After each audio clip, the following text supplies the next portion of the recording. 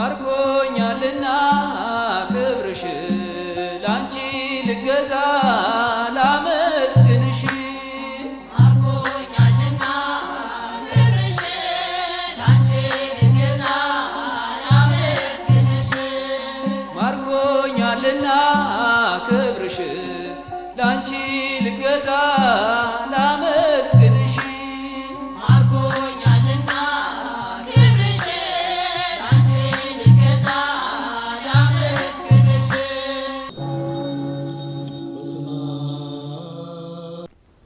ሰላም ጤና ይስጥልን ክብሯን የሰንበት ማህመር ግብራችን ተመልካቾች እንደምን ዋላችሁ የጸበል ጸዲቅ ሰዓታችን ነው የጸበል ጸዲቅ ዝግጅታችን እንደሚታወቀው የናንተ ጥያቄዎች ምላሽ የሚያገኙበት እንደሆነ ይታወቃል ለዛሬም የደረሰ ጥያቄ አለ ለጥያቄያችሁ ምላሽ እየሰጡ ከኛ ጋር ቆይታ የሚያደርጉት ቀሲስ አዳነ ገቢ ሰባኪ ወንጌል ናቸው ለጥያቄዎቻችሁ ተገቢውን ምላሽ ታገኛላችሁ ከኛ ጋር ቆዩ ማርኮኛልና ክብርሽ ላንቺ ልገዛ ላመስግንሽ ቀሲስ እንደምን አሉ እንኳን ደህና መጡ እግዚአብሔር ይመስገን እንኳን ደህና ቆያችሁ እንግዲህ ያው ለዝግጅታችን አዲስ ስለሆኑ ምናልባት ይሄ ፕሮግራማችን ከተለያየ ቤተ እምነት ውስጥ ሆነው በቅንነት የቤተ ክርስቲያናቸው አስተምሮ ምንድነው ብለው የሚጠይቁ ቅን ተመልካቾች ጥያቄያቸው የሚስተናገድበት እንዲሁም ደግሞ ምእመናን በህይወት ጎዳና ላይ ለሚገጥሟቸው ችግሮች የመፍትሄ አቅጣጫ እንድናመላክታቸው ሲፈልጉ ጥያቄዎቻቸውን ወደዚህ ልካሉ እኛም ደግሞ እንደዚሁ እንደተለመደው መምህራን እየጋበዝን ምላሽና ምክር የምናሰጥበት ዝግጅታችን ነው በቅድሚያ ወደ ውይይታችን ከመሄዳችን በፊት ይባርኩልን ክብርሽ ላንቺ ልገዛ ላመስግንሽ ማርኮኛልና ክብርሽ ላንቺ ልገዛ ላመስግንሽ ማርኮኛልና ክብርሽ ላንቺ ልገዛ ላመስግንሽ ተመልካቾቻችን ጸበል ጸዲቁን ባርከውልን ተመልሰናል በቀጥታ የምናልፈው ወደ ውይይታችን ነው አብራችሁን ቆዩ ቀሲስ እንግዳችን ስለሆኑ በድጋሚ እያመሰገንኩኝ ወደ ጥያቄው ልለፍ ጥያቄውን ያደረሰችን አንድ ተመልካቻችን እህታችን ናት የልጆች አባት ጋር ከልጅነት ጀምረን አብረን አድገን ነው ትዳር ያዝነው ትላለች አሁን ላይ የሁለት ልጆች ወላጆች ነን የ16 አመትና የ14 አመት ልጆች አሉን ታዲያ በልጆቻችን የቴክኖሎጂ አጠቃቀም ዙሪያ ከቅርብ ጊዜ ወዲህ ክፉኛ እየተጨቃጨቅንና እየተጣላን ነው እኔ ልጆቹ በሞባይል የተለያየ ዕውቀት ሊያገኙና ሊማሩ ስለሚችሉ አናጨናንቃቸው ስል ባለቤቴ ደግሞ የሚጠቀሙት ነገር ምን እንደሆነ ማወቅና መከታተል እንድንችል ስልካቸው ቁልፍ ሊኖረው አይገባም የሚጠቀሙበት ሰዓትም የተወሰነ መሆን አለበት በማለት ልጆቹ ላይ ጫና ማድረጉን ተያያዘው እኔም ተዋቸው አድገዋል የሚጠቅማቸውን ያውቃሉ ብለውም ሊሰማኝ አልቻለም በዚህ ምክንያት ጭቅጭቅ የማያውቀው ቤታችን ሰላም ራቀው የምወደው ባሌ ጋርም ሌትም ቀንም ጭቅጭቅ ብቻ ሆነ ስራችን ልጆቻችንም እሱን ወደ መጥላትና ወደ መራቅ ብሎም ወደ መጥላት ሄዱ ለልጆቼ ባለኝ ፍቅርና እንክብካቤ ባለቤት ጨርሶ ደስተኛ መሆን አልቻለም ልጆቹን አታባልጋቸው አታጨማልቃቸው እያለ ይወቅሰኛል ለመሆኑ የቤቴን ሰላም እንዴት አድርጌ መመለስ እችላለሁ ትላለች እህታችን እንግዲህ ይታወቃል ቴክኖሎጂው በሁላችንም ቤት ገብቷል ያጠቃቀማችን ጉዳይ እንግዲህ ብዙዎቻችን ላይ የሚያሳየው ለውጥ ይኖራልና እንደው ጥያቄውን እንዴት አዩት መምህር እችከምብላል በቅድሚያ ይሄ እድል ስለተሰጠኝ ከልብ አመሰግናለሁ ጠያቂያችንንም ማመስገን ፈልጋለሁ በየቤቱ ተመሳሳይ ችግሮች እንዳሉ እንገነዘባለን ግን ይሄን ችግር ወደ አደባባይ አውጥተው ወደ ቤተክርስቲያን አምጥተው ለሚመለከታቸው አካል አቅርበው ምላሽ የሚፈልጉ አካላት ግን ጥቂቶች ናቸውና ስለዚህ ጠያቂያችንን መጀመሪያ ከልብ ማመስገን ያስፈልጋል በማስቀጠል ግን የቤቴን ሰላም እንዴት ልመልሰው የሚል ራሱ ሁሉም ሰው ይሄን እንደ ጥያቄ ቢይዘው ጥሩ ነው ያስባሉ በተለያየ መልኩ በየቤቱ ሰላም የጠፋበት ጭቅጭቅ ያለበት ዘመን ስለሆነ እንዴት ልመልሰው ብሎ መጀመሪያ መነሳት ያስፈልጋልና እንዴት እንመልሰው የሚለው የብዙዎች ድምጽ እንደሆነ ይሰማኛልና በብዙ ቤት ያለ ሐሳብ ነውና እንግዲህ እግዚአብሔር በረዳን መጠን ቤተክርስቲያናዊ የሆኑ ምላሾችን እናነሳለን ወደ ጥያቄው ምላሽ ከመሄዴ በፊት ግን አንዳንድ መነሻ የሚሆኑ ሐሳቦችን ማንሳት እፈልጋለሁ። መነሻው ላይ ነው ብዙ ጊዜ ችግር የሚፈጠረው። ራሱ በባለትዳሮች መካከል ባለ ግንኙነት ባለ የእሳቤ ልዩነት ነው እንዲህ አይነት ችግሮች እያደጉ መጥተው በልጆችም ላይ በልጆች አስተዳደግም ላይ ችግር እየፈጠረ ያለውና እዚህ ከትዳር ጋር ከልጆች አስተዳደግ ጋር ተያይዞ ቅዱስ ዮሐንስ አፈወርቅ አንድ የተናገረው በጣም መሰረታዊ ሐሳብ አለ። ልጆችን መውለድ ከተፈጥሮ የሚሆን ነው ይላል። ነገር ግን በመልካምነትና በእውነት ልጆችን ማሳደግ ግን የምርጫ ጉዳይ ነው ይላል። ስለዚህ መውለድ ብቻ ቁም ነገር አይደለም ማለት ነው። እንደውም ልዩነት የሚፈጠረው በአስተዳደግ ላይ ልጆችን በቁም ነገር በእውነት በስነ ምግባር በመኮትኮት ላይ ባለ ልዩነት ነው በወላጅ መካከል ልዩነት ተብሎ የሚገለጸውና ይሄ ደግሞ የምርጫ ጉዳይ ነው። እኛ በአግባቡ ልጆቻችንን ከስር ማሳደግ ከቻለን በጎ ልጆችን እናገኛለን። ቸል ካልናቸው ደግሞ ፍሬያችንን እንቀበላለን ማለት ነውና ስለዚህ የምርጫ ጉዳይ ነውና ወላጆች ምንድነው ምርጫቸው? ምንድነው ሐሳባቸው? ይህንን መጠየቅ ያስፈልጋል። እስቲ ሁለት ሐሳቦችን ከትዳር ጋር ተያይዞ ላንሳ። አንድ በንባብ ላይ ያገኘሁት አንድ ሰው 40 ዓመት በትዳር ህይወት ላይ ቆይቶ ተማርኳቸው ካለው ከጻፈው ላይ ያገኘሁት ነውና ለዚህ መነሻ ስለሚሆነን ሁለቱን ነገሮች አነሳለሁ። አንደኛው ትዳርና ቤተሰብ ቤዛ ናቸው ይላል ይሄ ሰው። እንግዲህ ያው ቤዛ በተለያየ ትርጉም እንደሚተረጎም ያው ቤተክርስቲያን ታስተምራለች። ምን ማለት ነው ይሄ ሐሳብ? መልካም ቤተሰብ መልካም ትዳር ለባለ ትዳሮች ቤዛ የሚሆኑበት ከባለ ትዳርም አልፎ ለሀገርም ለትውልድም ጭምር ቤዛ የሚሆንበት ምክንያቱም በሃይማኖት በስነ ምግባር የታነጸ ቤተሰብ ላይ የሚወጣ ትውልድን የሚታደግ ነው፣ ሀገርን የሚታደግ ነው። ይሄ ሰው ምንድነው የሚለው? ከትዳር በፊት በልዩ ልዩ ሱስ ውስጥ የነበርኩ ከመንፈሳዊ ነገሮች የራቅኩኝ ነበርኩኝ።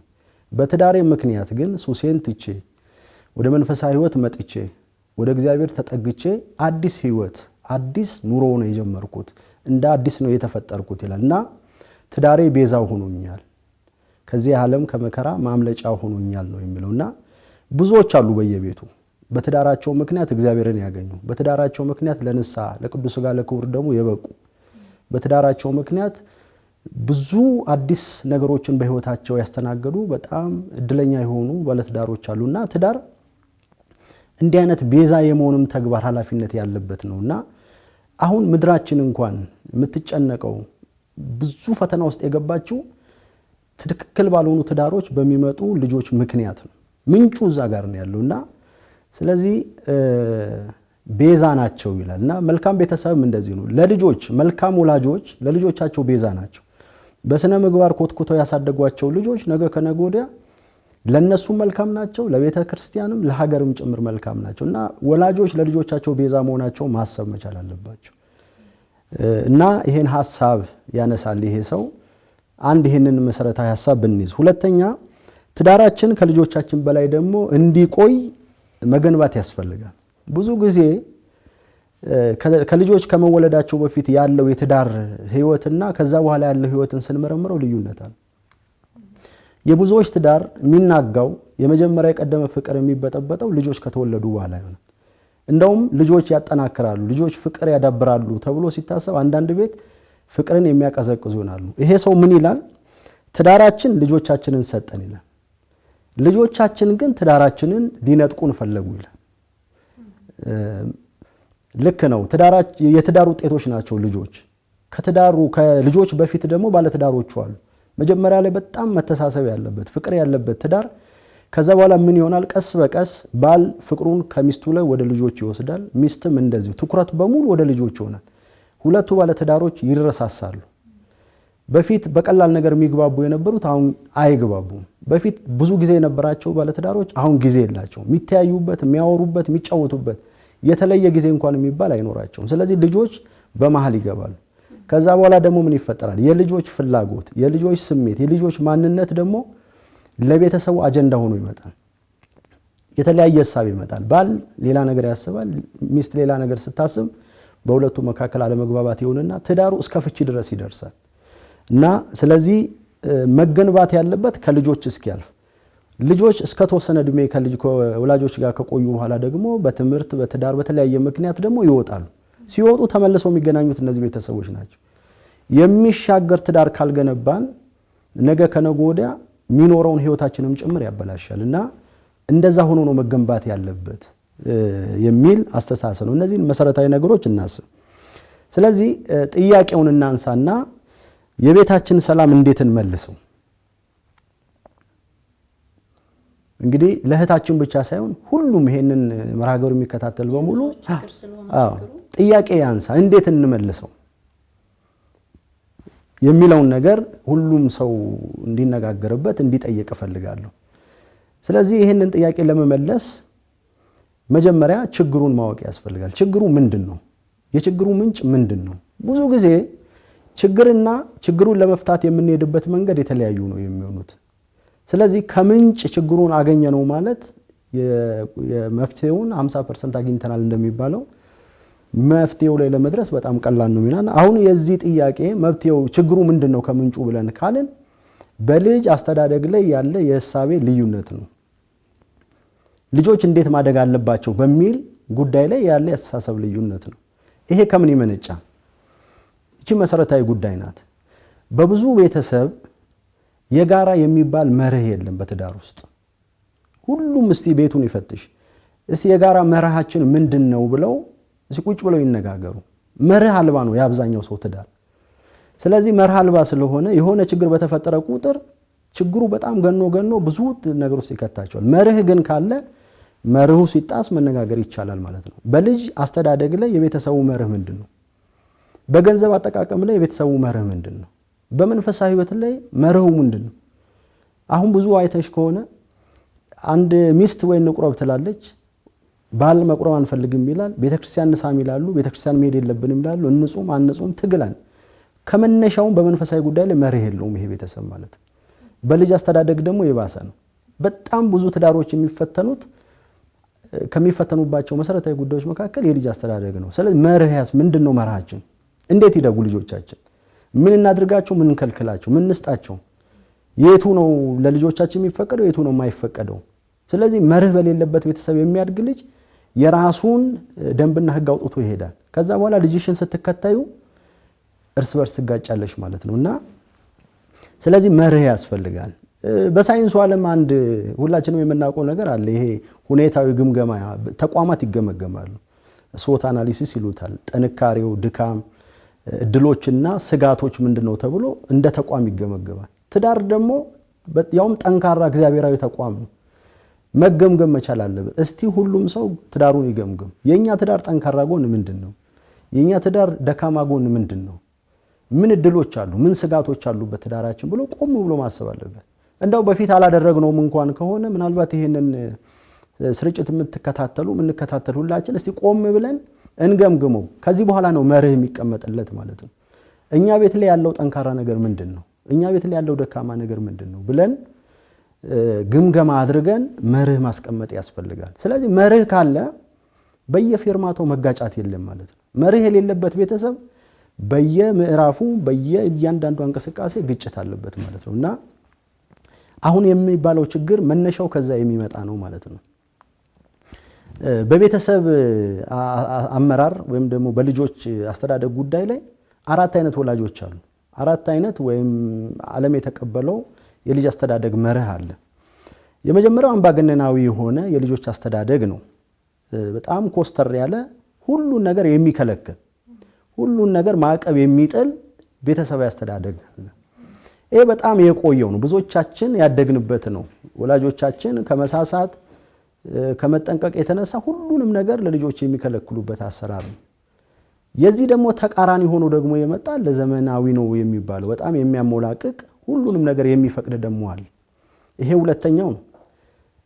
ሶስተኛው ደግሞ ግድ የለሽ የሆነ ቤተሰብ አለ። ምንም ስለ ልጁ ደንታ የሌለው የትዋለ የትገባ ምን አየ ምን አላየም የሚል ምንም አይነት ስለ ልጁ ክትትል የማያደርግ ደንታ ቢስ ግድ የለሽ የሆነ ነው። አራተኛው ግን ደግሞ ነገሮችን በልክ የሚያደርግ ማለት ነው። በገደብ የሚያደርግ ነፃነትን በወሰን የሚሰጥ ማለት ነው። በቤተሰብ መካከል መነጋገር ያለበት የልጆች ስሜት የሚጠበቅበት በምክንያት ሲከለከል በምክንያት ሲፈቀድ በምክንያት እንደሆነ የሚያምን የሚተማመን ቤተሰብ ያለበት ማለት ነውና በዚህ በአራቱ የልጆች አስተዳደግ ውስጥ የኛ ቤተሰብ የሚከተለው የትኛው ነው? የትኛው ነው ያለ? ሁሉም የየራሳቸው ጥቅምና የየራሳቸው ጉዳት አላቸው። ስለዚህ ጉዳቱ የሚያመዝነውን ትቶ ጥቅሙ የተሻለው ላይ ደግሞ ትኩረት ማድረግ ያስፈልጋል። አንዱን ብቻም ላናደርግ እንችላለን። ለምሳሌ አምባገነናዊ መሆን የሚያስፈልግበት ቦታ አለ። ሁሉም ቦታ ላይ ግን አምባገነን መሆን አይቻልም። በጣም ልቅ ልናደርግ የምንችልበት ቦታ አለ። ሁሉንም ግን ልቅ ልናደርግ አንችልም። ይልቁንም በዚህ ዘመን አሁን ካለው ከትውልዱ ፈጣንነት የተነሳ እኛ ብቻችን አይደለም ልጆቻችንን የምናሳድገው። በጣም በብዙ ዙሪያውን በታጠረ ነገር ውስጥ ነው ልጆቻችን የሚያድጉት። በጣም ብዙ ሰዓታቸውን ትምህርት ቤት ነው የሚያሳልፉት። እኛ ወላጆች የምናገኛቸው አሁን በተለይ ወላጅ ቢዚ በሆነበት በዚህ ዘመን ላይ ልጆቻቸውን የሚያገኝበት ሰዓት በጣም ውስን ነው። አብዛኛውን ጊዜያቸውን በሌላ አካል ነው የሚያድጉት። ማህበራዊ ሚዲያው፣ የቴክኖሎጂ ውጤቱ የተለያየ ነገር ዙሪያውን የከበባቸው ስለሆነ ብቻችንን አይደለም እናሳድጋቸው። በዚህ ኢንቫይሮንመንት ውስጥ በዚህ ከባባዊ ሁኔታ ውስጥ ግን እንዴት ሆነው ልጆቻችን ተቋቁሞ አሸናፊ ሆነው መውጣት ይችላሉ የሚለውን ቀድመን ተዘጋጅተን አስበን ነው ልጆቻችንን። ስለዚህ እዚህ ላይ መርህ መምረጥ ያስፈልጋል ማለት ነው። ለምሳሌ በነፃነት ወደ ገደብ ተደርጎ ልጆቻችን ነፃነታቸው የሚጠበቅበት ነገር ካደረግን የቱ ጉዳይ ነው ገደብ የምናደርገው? ስናደርግ ደግሞ ከነ ምክንያቱ አንዳንድ ጊዜ ብሎ በጭፍን ይሄን ተው ሲባል ሰው የተከለከለውን ነገር ለማድረግ ይጓጓል። ከነ ምክንያቱ አድርገን ስንል ግን ያንን የመቀበል ስሜት አለ። ስለዚህ ወደ ጥያቄው ስንመጣ ልጆቻችን ሞባይል፣ ቴሌቪዥን፣ ማህበራዊ ጉዳዮች፣ የተለያዩ ድረገጾች የመሳሰሉ ነገሮችን በመጠቀም ጉዳይ ላይ እንዴት ይሁኑ? እንዴት እናድርግ? አሁን እዚህ ቤተሰብ ላይ የተፈጠረው ችግር ይሄ ነው። እንግዲህ 14 እና 16 ዓመት ማለት በጣም አደገኛ ነው። ልጆችን በዚህ ጊዜ ላይ ቅርጽ ለማስያዝ በጣም አደገኛ ጊዜ ነው፣ ማይቻልበት ጊዜ ነው እና በዚህ ጊዜ ላይ እኮ አሁን ሰምተን እንደምናየው ልጆች ከቤት እየወጡ የሚጠፉት በዚህ እድሜ ላይ ነው። ጭቅጭቅን ከመጥላት የተነሳ እንደው የሰይጣን ጆሮ ይደፈንና ራሳቸውንም ለማጥፋት ሙከራ የሚያደርጉት በዚህ ጊዜ ነው እና በጣም አደገኛው ሰዓት ነው። ወላጆች በጣም ሊጠነቀቁ የሚገባበት ሰዓት። ይሄ ጊዜ ከመድረስ በፊት ነው ስራ መሰራት ያለበት በልጆች ላይ። አሁን ላይ እኮ 14 15 አይደለም ገና ከጡት እንዳለፈ ወይም ገና ከመሬት እንደተነሳ ህፃን ልጅ ከቴክኖሎጂ ጋር የሚገናኝበት ሰዓት ነው። ህፃናቱ እንኳን ገና ስለ ቴክኖሎጂ ምንም የማያውቁት ሞባይል ሲሰጣቸው ዝም የሚሉበት ጊዜ ነው ያለውና ስለዚህ ወላጆች ስራ መጀመር ያለባቸው ከታች ነው። ስለዚህ የነዚህ ቤተሰቦች ምናልባት ቀድሞ ያልሰሩት ስራ ሊኖር እንደሚችል እገምታለሁ። እንግዲህ ወደ ኋላ አንመልሰው። ግን አሁን እነዚህ ልጆች የሚገነዘቡ ስለሆነ ቢነግሯቸው ቁጭ ብለው ለዲስከሽን አቅማቸው ስለሆነ በጣም በተረጋጋ ስሜት ከስሜት ርቆ በልጅነት መንፈስ በወላጅነት መንፈስ ሆኖ ቁጭ አድርጎ የእያንዳንዱ ነገር ጥቅምና ጉዳት ማስረዳት ያስፈልጋል ስለራሳቸው ጥቅም እንደሆነ። ይሄንን ግን ከማድረግ በፊት ግን አባትና እናት በራቸውን ዘግተው ግን ራሳቸው መነጋገር መቻል አለባቸው። መርህ ማውጣት መቻል አለባቸው። እነሱ ያልተግባቡትን ልጆቻቸው እንዴት መግባባት ይችላሉ? እነሱ ያልተማመኑበትን እንዴት ልጆቻቸው ማሳመን ይችላሉ? ስለዚህ አንድ ከዚህ የሚደግፍ አንድ ከዛ የሚጎተት ካለ በተአምር ልጅን መምራት በዚህ ብቻ አይደለም በማንኛውም ጉዳይ ላይ ቢሆን ባልና ሚስት እንደ አንድ ልብ መካሪ እንደ አንድ ቃል ተናጋሪ ሆነው አቅጣጫ ማሳየት ካልቻሉ ልጆች አደገኛ ናቸው። ትልቁ የልጆች በዚህ ዘመን ፈታኝ ሆነው ወላጆችን የመለየት የመነጣጠል ከፍተኛ ስራ ነው የሚሰራው። አሁን ሰማለን እኮ እኔ እንደውም የምወደው በጣም አባቴን ነው። ምክንያቱም አባቴ ነፃነቴን አይከለክለኝም። እኔ የምወደው እናቴን ነው። እንደዚህ አይነት ምክንያቶችን ልጆች ሲናገሩ እንሰማለን።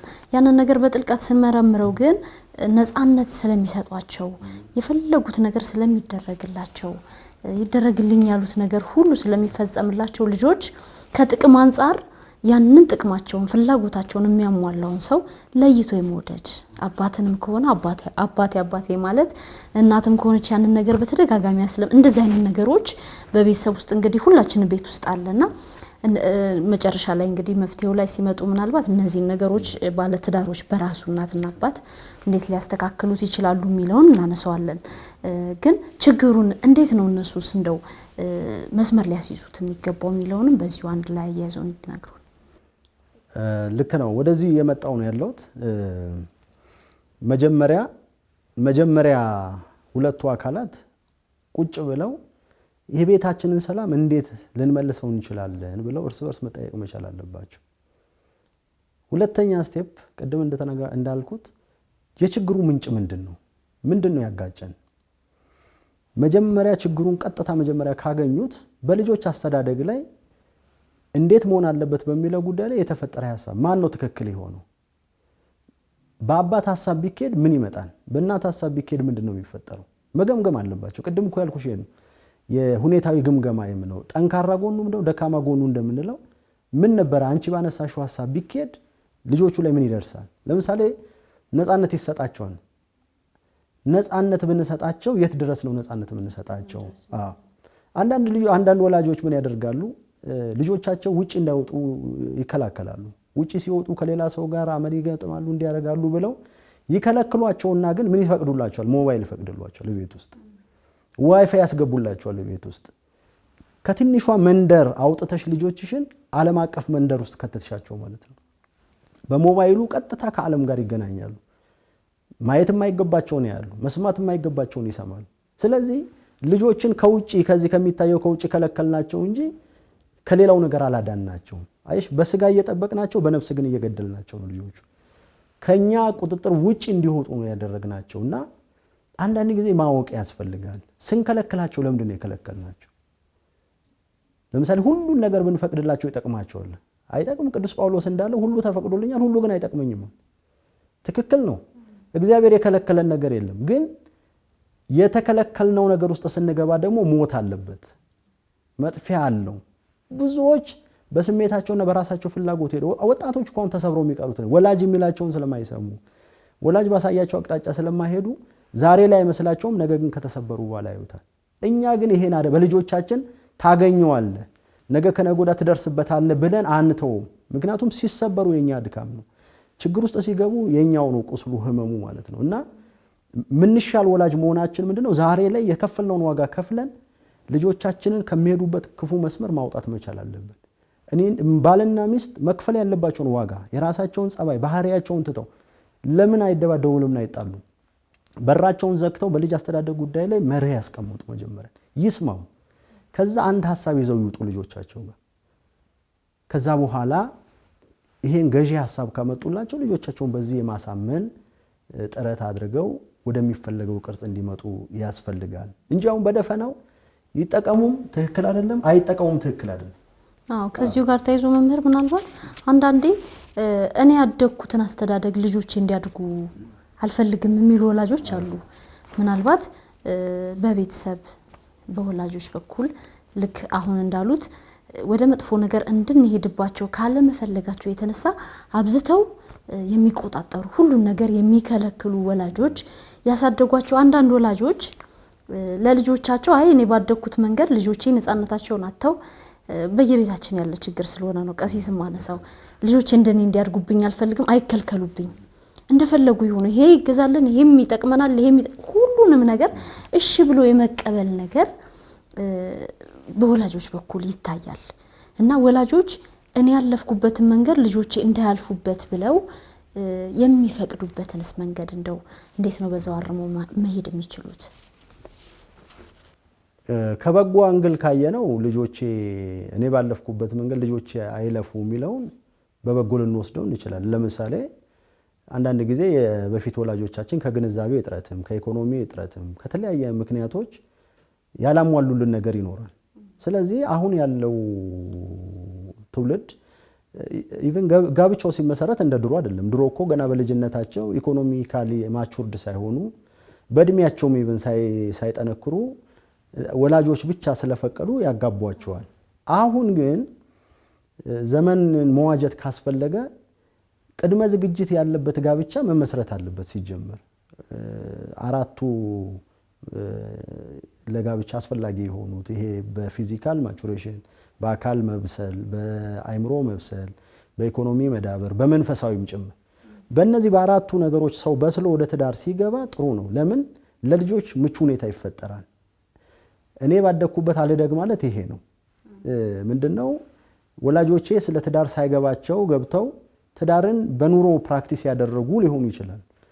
እኔ ደግሞ በተቻለ መጠን አሁን አክሰሱም አለ ድሉም አለ።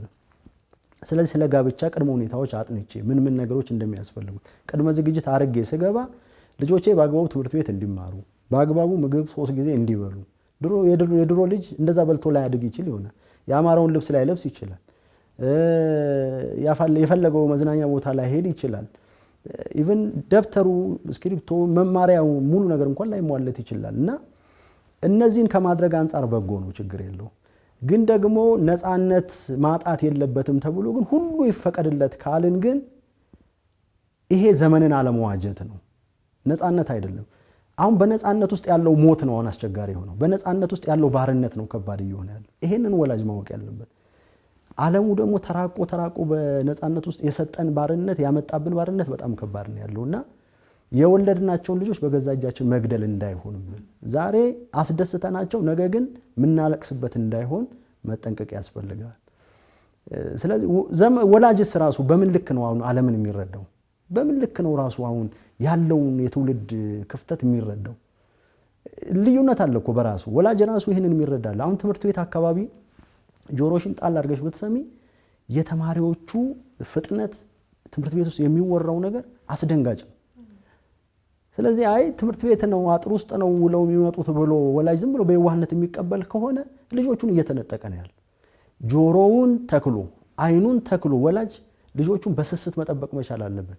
የነሱን ፍላጎት ከማሳከት ባሻገር ነፃነት ከመስጠት ባሻገር ግን በእያንዳንዱ እንቅስቃሴያቸውን በትኩረት የማይከታተል ከሆነ እንደው ዝም ብሎ የምሰል ልጆቹ ቤት ውስጥ አሉ እንጂ ልጆቹ ከሱ ተነጥለዋል፣ ባዕድ ሆኗል ወላጅ ማለት ነውና እንደዚህ ሆኑ በጣም ብዙ ሰዎች ይደነግጣሉ የሆነ ነገር ሲያዩ። ምናልባት በጥያቄ በኋላ ላይ እንነሳ ይሆናል። በኋላ ላይ አዲስ ክስተት ሲያዩባቸው አላቆም እንደ ልጄን ይላሉ። ያልተከታተልነው ልጅ አንድ ተክል ምንድነው የተከልነው በእጃችን የተከልነው ተክል በየጊዜው ውሃ ያጠጣን በየጊዜው ስንገባ ስንወጣ እያየነው ካልሆነ እድገቱን አናውቀውም፣ ምን ሁኔታ ላይ እንዳለ አናውቅም። አንድ የተከልነው እንደው ዝም ብለን ላዩ ላይ ውሃ ረጭተን ብቻ ስለሄድን ተክል ሊሆን አይችልም። በአግባቡ እያንዳንዱ አፈር ሲያስፈልገው አፈር፣ መታረም ሲያስፈልገው መታረም አለበት። መቆረጥም ካለበት ይቆረጣል አይደለም እንዴ? አሁን በደንብ ቅጠል ምናምን እንዲሰፋ ይገረዛል እኮ አንዳንድ ተክል ማለት ነው። ስለዚህ ከልጆቻችን ላይ የሚቆረጥ አጉል አመለካከትና አዲስ ነገር ያመጡት ካለ የሚቆረጠው ይቆረጣል፣ የሚታረመው ይታረም፣ የሚኮተኮተው ይኮተኮታል። እንዲህ አድርገን ያሳደግናቸው ልጆች ናቸው ነገ ላይ ለራሳችንም ለሌላውም ሊተርፉ የሚችሉት። ያለበለዚያ ቀና ያስደርገኛል ያሉት ልጅ አንገት ተመልሶ ሊያስደፋ ይችላልና እኔ ባደኩበት ማደግ የለበትም፣ እኔ ባለፍኩበት ማለፍ የለበትም ስንል በጎውን እንውሰደው። ለምሳሌ እኔ ቤተክርስቲያን ምን እንደሆነች ሳላውቅ ነው ያደኩት። ስለዚህ ልጄ እኔ ባለፍኩበት ማለፍ የለበትም። ቤተክርስቲያን ማወቅ፣ ጠረኗን፣ ካህኑን ማወቅ አለበት፣ ቅዳሴውን ማወቅ አለበት። አሁን ግዕዝ ነው አናውቀውም ቅዳሴ ይላል ያውኑ ትውልድ።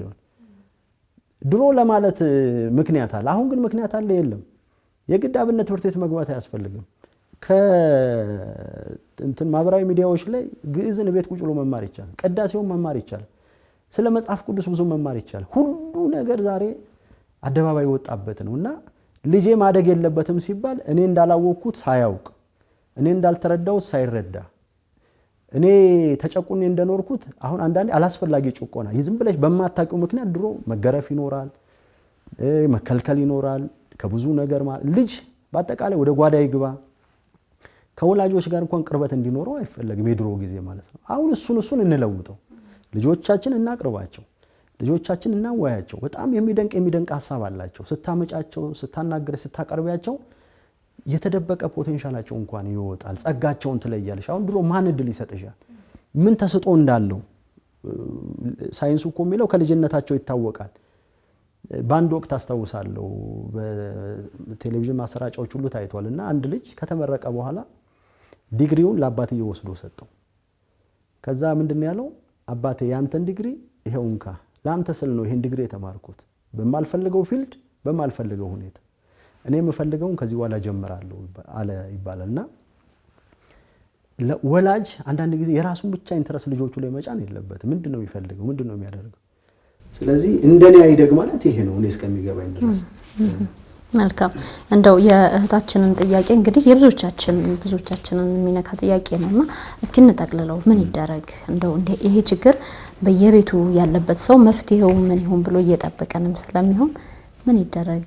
ትዳራቸውንስ እንዴት ይጠብቁት? እኔ ቅድም ካልኩት በተጨማሪ ወላጆች እርስ በርስ መጀመሪያ ይተማመኑ በጉዳዩ ላይ እነሱም ያንቡ በዚህ ጉዳይ ላይ ምን ጉዳት አለው ምን ጥቅም አለው ሁሉንም ብንፈቅድ ብንከለክላቸው የሚለው መረጃ መውሰድ ያስፈልጋቸዋል። አሁን በጣም ብዙ ነገሮች እየወጡ ነው በዚህ ጉዳይ ላይ። ስለዚህ ከሶስት ነገር አንፃር እኔ ገደብ መደረግ አለበት ባይ ነኝ። ምናልባት በሷ በሚስት በኩል የተነሳው ሐሳብን እጋራለሁ።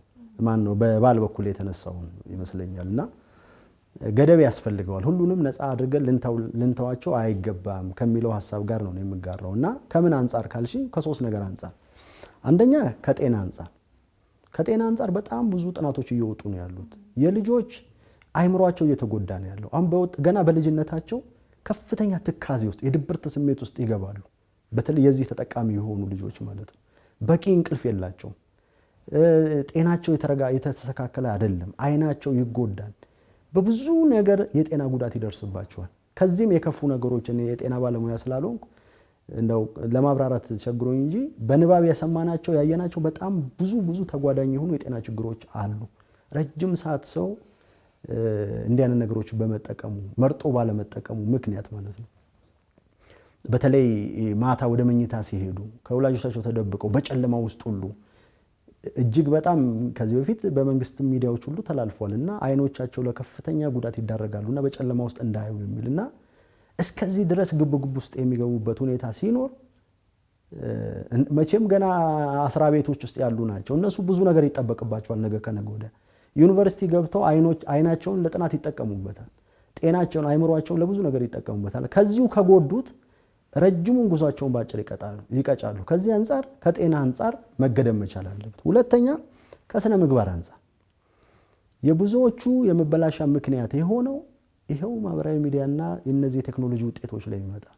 ያለ እድሜያቸው ብዙ ነገር ስለሚያዩ ብዙ ነገር ስለሚከታተሉ ያልሆነ የስነ ምግባር ነገር ውስጥ ገብተዋል። ለሱስ ይዳረጋሉ፣ አላስፈላጊ ለሆኑ ነገሮች ይዳረጋሉና ከስነ ምግባር አንፃር በተለይ የምዕራባውያን በአብዛኛው እኮ እነዚህ አይነት ነገሮች ላይ የምናየው የምዕራባውያኑ ባህል ነው።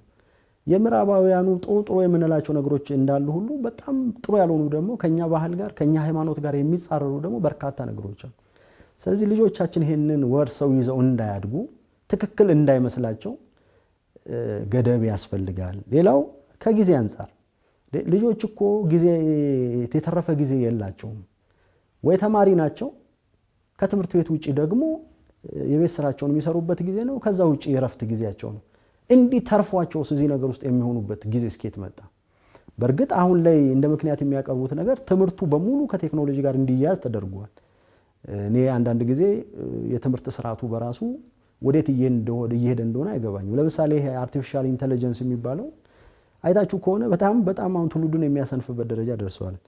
የሆነ አሳይመንት ቢኖረው አሳይመንቱን በሙሉ ሰርቶ ጨርሶ የሚያስረክበው ነውና እንዴት አርገሽ ነው ልጅን ከዚህ ነገር ማውጣት የሚቻለው? በጣም ቀላል አቋራጭ መንገድ እንዲሁም ሰንፏል ትውልዱ። እንደገና የስንፍናን የሚያበረታታ ነገር ተጨምሮበት አሁን ሪሰርች ፔፐር መስራት የለ አሳይመንት መስራት የለ ሁሉ ነገር አጠናቆ ሰርቶ ያቀርባልና ይሄ በራሱ አደገኛ ነው። እንደው መንግስት እንደ መንግስት ሀገርም እንደ ሀገር እውነት ሊመክርበት የሚገባ ጉዳይ ነውና ልጆች በጥረት የሚገኝን ዋጋ እንዳያውቁ እንደው በአቋራጭ የሚበለጸግበት ይሄው እንትን ራሱ የሶሻል ሚዲያው ራሱ ስታይ በተለያዩ አሁን በቲክቶክ በመናም ባጭር ጊዜ ገንዘብ የሚያገኙ ልጆች እየተፈጠሩ ነው። ስለዚህ ለምንድነው የምደክመው? ለምንድነው የምማረው? ለምንድነው የምለፋው?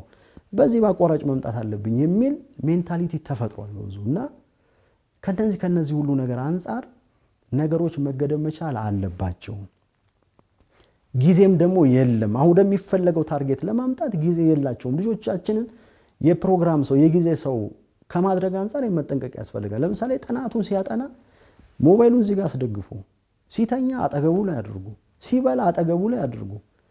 በምንም ሂሳብ ምን ገዛላቸው ደግሞ ሞባይሎች በራሳቸው በጣም ስማርትፎን የሆኑ ከአቅማችንም በላይ የሆኑ ብዙ ቴክኖሎጂ ሊያስተናግዱ የሚችሉ ከዛም አልፎ ተጨማሪ ነገሮች ላፕቶፑ ይኖራል፣ ሌላም ይኖራል፣ ዋይፋዩ ሁሉንም ነገር እኛ ሟልተንላቸው ዙሪያውን አጥረን ልጆቻችንን ተው አትተው ግብግብን በጣም ከባድ ነው የሚሆነውና ስለዚህ በእነዚህ በሶስት ምክንያቶች በሚያሳምን ምክንያታዊ በሆነ ሁኔታ ተነጋግሮ ከዚህ አንፃር መገደብ ማኔጅ ማድረግ ልክ እነሱ ይሄን ነገር ይዘው ሲቀመጡ መከልከልም ጭምር መቆጣትም መገሰጽም ጭምር ድረስ መድረስ እስከ ንስሐ አባትም መሄድ መቻል አለበት። እውነት ለመናገር አሁን በእኛ ብቻ ብለን መተው የለብንም። ንስሐ አባቶች መተው እንዲገስጹ እንዲመክሩ እግዚአብሔርን መጠየቅ መቻል ጭምር አለበት። በኋላ አመጣበታለሁ መብቴ ላይ ስንል አሁን እነዚህ ካስቀመጥኩት ውጪ ሌላ በተጨማሪ ምን ማድረግ አለብን? የተወሰኑ ነጥቦችን ላንሳ ፈጠን ቢሆን ሰዓት ላይ ኖር ይችላል። አንደኛ ለልጆች ብሎ ማንበብ መዘጋጀት። ቅድም ብዬሻል። አሁን ልጆቻችን እየቀደሙን ስለሆነ በመረጃ በተለያየ ነገር እየቀደሙን ስለሆነ ፊትና ኋላ ነው የምንሆነው። ስለዚህ ወላጅ እድሉና ጊዜው ያለው ልጆችን ቀድሞ ነገሮችን ማየት አለበት፣ ማንበብ መቻል አለበት፣ ከዘመኑ ጋር መሄድ መቻል አለበት እንጂ አለበለዚያ ልጆች እንደማናውቁ ጊዜ የልጅ ሜንታሊቲ ወላጅ ምንም አያውቅም፣ እንዳለፈበት እንኳን አያስብም። ግን እንዳለፍንበት አሁን እነሱ ያሉበትን ዘመን ጭምር እንደምናውቀው በተጨባጭ ማሳየት መቻል አለበት። በቃ ለልጆቻችን ስንል ማጥናት ካለብን ማጥናት አለብን። ለምሳሌ አሁን ልጆቻችንን ተተንኛ በጊዜ የሚተኛ ወላጅ አለ። ልጆቻቸው ግን ሲያነጉ ለሊቱን ሙሉ ሊያገናኙት ይችላሉ ያ ቴክኖሎጂውን ሲጠቀሙ። ለምንድነው እኛ ማንቀይረው? ልጆቻችን ሲያጠኑ እኛ ማጠገብ ላይ ሆነን ለምን አናነብም? ለልጆቻችን ስንል ለምን የሆነ ነገር አንሰራ? እግረ መንገድ ምን እያደረግነው? ልጆቻችን እየጠበቅናቸው። ልክ የሆነ ሰዓት እናስቀምጣለን፣ በቃ ወደ እንቅልፍ ግባ፣ ይሄን ነገር አቁም እያልን እንዲህ አይነት ክትትል ያስፈልጋል ማለት ነው። በቃ ትልቅ አጀንዳ ነው። ከዚህ የበለጠ አጀንዳስ ምን አለ? ሌላው የተግባር አርአያነት ያስፈልጋል። አሁን በጣም እንደውም አስቸጋሪው ልጅ በአንድ በኩል ወላጅ በአንድ በኩል ሆኖ እኩል ተጠቃሚዎች ናቸው። ማንን ይከለክላል? አርአያ መሆን አልቻለም። አንተ እንዲያደረክ አይደለም ይላል ልጅም። እንደውም የባሰ ወላጅ አለ። ትዳር እየተፈታ ነው በዚህ ጉዳይ ላይ። አንዳንድ ቤት የተኮራረፉ እስኪመስል ድረስ ባል ባንድ በኩል ሚስት ባንድ በኩል ልጅ ባንድ በኩል የቤት ሰራተኛ ሳትቀር ቡና ሲኒ ይዛ እሷም ጭምር ይዘው በቃ ቤተሰቡ አይነጋገርም። በጣም ብዙ እሴቶች እየተበላሹ ያሉበታል እና በተግባር የተገለጠ አርአያነት ያስፈልጋል። ሌላው የጸና ትዳር ነው። የጸና ትዳር ካለ ብዙ ጊዜ እንዲህ አይነት ችግሮች ይቀርፋሉ። አሁን ክፍተት ባለበት ቤት ልጆች ይጠቀማሉ። እናትና አባት በሚኖራቸው ክፍተት፣ ጭቅጭቅ፣ መኮራረፍ ምክንያት ልጆች ይህን እድል ይጠቀሙበታል። በቃ ስለዚህ ሲፈልጉ ወደዚህኛው ይለጠፋሉ፣ ሲፈልጉ ወደዚህኛው ያደርጋሉ። የጸና የታሰረ ትዳር ከሆነ ግን እድሉን አያገኙም ማለት ነው። ቀደም እንዳልኩሽ ወደ አንድ ሐሳብ ስለሚመጣ እኩል ጥበቃ ውስጥ እኩል ክትትል ውስጥ ይገባሉ ማለት። ስለዚህ ትዳርን ማጽናት አንዱ መፍትሄ ነው የሚሆነው። ሌላው ገደብ ማስቀመጥ፣ ቅድም ብያለሁ። በምንም ሂሳብ ይሁን ገደብ ማስቀመጥ ያስፈልጋል። ከዚህ ጋር ተያይዞ እሺና እምቢ የሚባል ነገር መልመድ አለባቸው። አሁን የተቸገረው ሁሉም ወላጅ እምቢ የለም እሺ የለም አይታወቅም። በሆነ ነገር እሺ በሆነ ነገር እምቢ የሚባልበት የለም። ስለዚህ በምን ጉዳይ እሺ በምን ጉዳይ እምቢ የሚባለው ነገር መታወቅ መቻል አለበት። ልጆች ይሄን ነገር እሺ ይሄን ነገር እምቢ በሉ ብሎ ልጆችን ማሰልጠን ያስፈልጋል። ሁሉንም እሺ እንዴት ይባላል? ሁሉንስ እንዴት እምቢ ይባላል? ስለዚህ የትኛውን እምቢ የትኛውን እሺ የሚለውን ነገር ልጆችን ማለማመድ ያስፈልጋል። ይሄን ማድረግ ካልቻለን አስቸጋሪ ነው። አንቺ ቤት ውስጥ ነው የምታያቸው፣ ከቤት ውጭ ያለውን አንቺ አታይም። እምቢ የሚለውን ነገር ካስተማርሻቸው እንዲህ አይነት ነገር ሲመጣ እምቢ ማለት ያለባቸውን እምቢ ይላሉ፣ እሺ ማለት ያለባቸውን እሺ ይላሉና የትኛው ነው ትክክል ያልሆነው እምቢ የሚባለው የሚለውን በደንብ ማለማመድ ያስፈልጋል። ሌላው ትምህርት ቤቶቻቸው መመረጥ አለባቸው። አንዳንድ ትምህርት ቤቶች በከፍተኛ ደረጃ ልጆችን ወደዚህ ነገር ውስጥ የመክተት አዝማሚያ ያለ ትምህርት ቤቱ ራሱ ከሚፈጥረው አንዳንድ ነገር የተነሳ ልጆቹ እንዲህ አይነት ዝንባሌ እንዲህ አይነት ፍላጎት እዛ ትምህርት ቤት የሚሰባሰቡ ተማሪዎች የሚያንጸባርቋቸው ነገሮች ያንቺም ልጅ ያንጸባርቃል ማለት ነው። ስለዚህ ትምህርት ቤቱ ራሱ ከመጀመሪያው መመረጥ አለበት። ከቤታችን መርህ ጋር ይሄዳሉ ትምህርት ቤቱ። እዚህ አሁን ዴዎች እየተባሉ የሚከበሩ አሉ። በጣም እጅግ በጣም ለቁጥር የሚታከቱ ክሬዚ ዴይ ይባላል፣ ምናምን ዴይ ይባላል። እንዲህ አይነት ነገር በተደረገ ቁጥር አስቢው ዲማንዱ ፍላጎቱ ምንድነው የሚሆነው? ምን እየሆነን ያለ ነው? ምዕራባውያኑ የምንለውን ነገር በሙሉ ኮፒ እያደረገን በእንዲህ አይነት ሜንታሊቲ ያለ እዛ ቦታ ላይ የሚሰባሰብ ተማሪ ምን አይነት ካራክተር ባህሪ ይዞ ነው የሚመጣው? ስለዚህ በእንዲህ አይነት መልክ ተቀርጾ የመጣው ልጅ ቤት ሲመጣ ተበላሽቶ ነው የሚመጣው፣ ጭቅጭቅ ነው የሚሆነውና ትምህርት ቤትን መምረጥ መቻል ያስፈልጋል። ሌላው ከቤተ ክርስቲያን ጋር ማሳደግ። በጣም ብዙ ወላጅ ሞኝ የሚሆነው በራሱ ክትትል በራሱ ጥበቃ ጥሩ ልጅ ለማሳደግ ፍዳውን እየበላ ነው ያለው። ብቻውን አይቻልም። ከቤተ ክርስቲያን ጋር ነው ማሳደግ የሚቻል። ቤተክርስቲያን ልጅ የሚታደግበትን መንገድ ታስተምራለች፣ ታሳያለች። እንደው ቤተክርስቲያናቸውን ጠጋ ብለው ከቤተክርስቲያን አባቶች ጋር ጠጋ ብለው ልጆቻቸው በዚህ አይነት ነገር የማያድጉ ከሆነ በራስ ብቻ ልጅ በጎ ልጅ አድርጎ ለማሳደግ የሚደረግ ከንቱ ድካም ነውና ይሄ ሌላው ነው። ሌላው ስንዴን መንከባከብ ብዙ ጊዜ ምንድነው እንክርዳድ ብዙ ጊዜ እንክርዳድ ላይ ትኩረት ይደረጋል። የልጆች ደካማ ጎን ማለት ነውና እንደውም ጌታ ባስተማረበት ጊዜ ይሄን ማን ዘራው ሲሉ ጠላቴን ዘራው አለ አይደለም። በስንዴ ዘርተህ ነበር እንክርዳዱ ከየት መጣ ሲሉት ጠላቴን አደረጋል። እንንቀለው ሲሉ አትንቀሉ አለ። እንክርዳድ እስከ መከር ይሄዳል። አሁን በልጆቻችን ላይ አንዳንድ የምናይባቸው ወጣ ያሉ ባህሪዎች አንዳንድ ነገሮች ይኖራል። አሁን እዛ ላይ ብቻ ጊዜ ያጠፋን አንዳንድ ጊዜ በሱ ጉዳይ የተጨነቀን ጊዜ ማጥፋት የለብንም። በጎ ነገሯቸው ስንዴ የሆነውስ እሱን እንዴት ለማብዛት እንዴት ለማስፋት የሚለውን ነገርም ላይ ትኩረት ማድረግ ያስፈልጋል። ብዙ ወላጅን ሚስ ያደርገዋል። በጎ ነገሯቸውን ስታበረቻቺ በጎ ነገራቸውን እንዲያድግ ስታደርጊ ያ እንክርዳዱ እየተዋጠ ይመጣል። ስለዚህ ስንዴው ላይም ትኩረት ማድረግ ያስፈልጋል።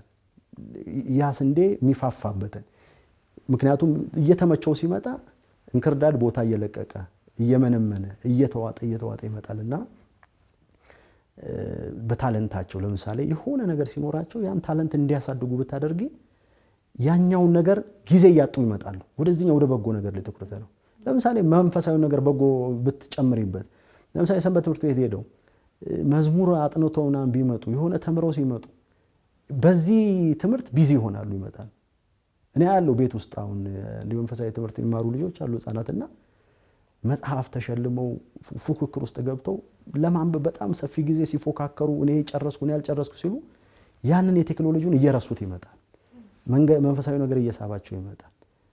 ቴክኖሎጂን እንኳን ሲያዩት ከቴክኖሎጂ ውስጥ ደግሞ በጎ የሆነው እንዲያዩ አሁን ሙሉ ለሙሉ ጭራሽ መከልከል ሳይሆን የቱን ይዩ ያ ራሱ የሚያሳድርባቸው ተጽዕኖ ይኖራል። የሚሰሙት ነገር የሚያዩት ነገርና እንደዚህ አድርጎ ልጆችን ከዚህ ነገር ውስጥ ማውጣት ያስፈልጋል ባይኔ። እጅግ በጣም አድርገን እናመሰግናለን መምህር። ጊዜ ቢኖረን ያው ሌሎች ጉዳዮች ምክንያቱም ቴክኖሎጂው በራሱ ያመጣው ነገር ቀላል ስላልሆነ ብዙ ጉዳዮችን ማንሳት ይቻል ነበር፣ ሰዓት ስለገደበን ነው። ክብር ያድልልን። ተመልካቾቻችን ለዛሬ ነበረን የጸበል ጸዲቅ ዝግጅታችን የተከታተላችሁትን ይመስል ነበር። እንግዲህ ወላጆች ከዝግጅታችን በርካታ ልጆችን ለማስተማር የሚጠቅም ቁም ነገር ያለው ትምህርት እንዳገኛችሁ ተስፋ እናደርጋለን። ቀሪ ማህበረ ቅዱሳን ቴሌቪዥን መርሃ ግብራት ወደ እናንተ መድረሳቸውን ይቀጥላሉ። በእኛ በኩል አበቃን። ይቆየን።